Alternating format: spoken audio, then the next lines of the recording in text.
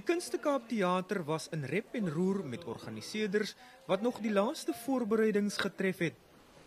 Van die voorste kunsuitstallings, klassieke musiek, kindertheater en selfs 'n Bollywood verhoogvertoning is vanjaar op die Suidoosterfees se spyskaart.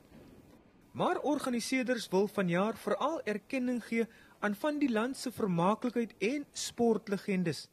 Die juiste ding wat ons probeer doen hier, is om dan ouer tipe legendes, die meer beroemdes, saam op die verhoog te stel met jonger kunstenaars, want so hoop ons dat hulle talent uiteindelik sal kan afsmeer aan die jonges, die legendes van môre. Die fees is wyle professor Jakes Gerwel se geesteskind.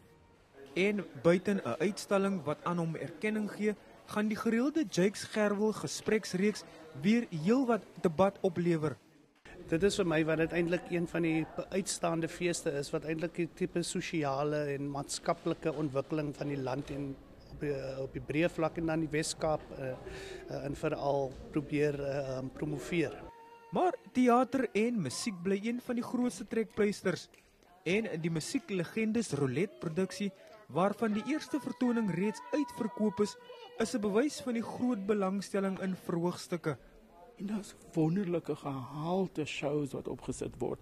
En van heinde en ver, kyk as David Minnar en daar so Karen Korkie, dat so bietjie vir alles, vir almal se taste.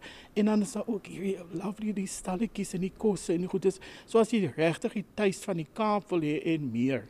Suidooster kan jy nie verkeerd mee gaan nie. Die fees duur tot Maandag. Percival Young, Enies, Kaapstad.